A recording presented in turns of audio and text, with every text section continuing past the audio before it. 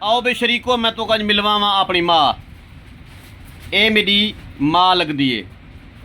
कहीं कोई शक है तो इहदे कोल पुछ गिनो हाँ माँ मैं तेरे क्या लगदा पोतरे मेरा सच्ची दस पोतरे मेरा तू इहदे कोई शक सेहत देवे आ डबूडा होवे मैंने तेरे कोल जरा आराम आया तो मेरा इलाज मुकम्मल कर मैं तेन शरीर भी देसा ते ओनी पोतरे अम्मा कित्थों आई है नवी कचहरी कोल नवी कचहरी मुल्तान आई है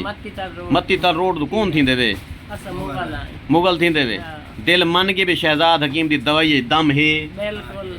सच्ची दस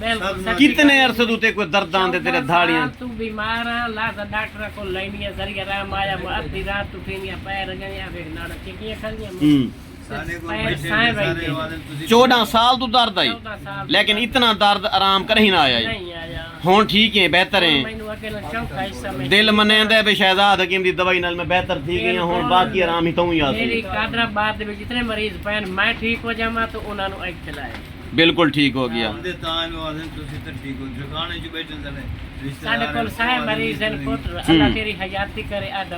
एक मरीज के शफायाब होने की देर होती है फिर लाइन लग जाती है पैसे का ही नहीं है शरीकों को दिखावन वास्ते पता है 10,000 से 20,000 ये है हमारा सोर्स ऑफ इनकम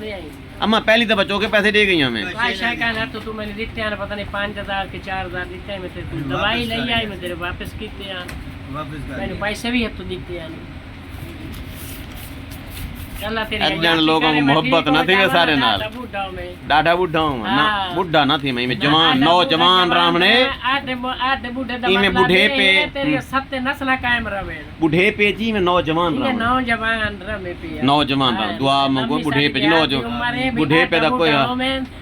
ते सत्ता पुत्रां दा अगा मालिक होवे ते आटे बूढ़ी अगली औलाद ही होगी ते मोड़ी ये दूल्हा रवे आमीन सुम आमीन आमीन सुम ओए तुसां ही आखो जा आमीन सुम आमीन जेड़े खलोते हो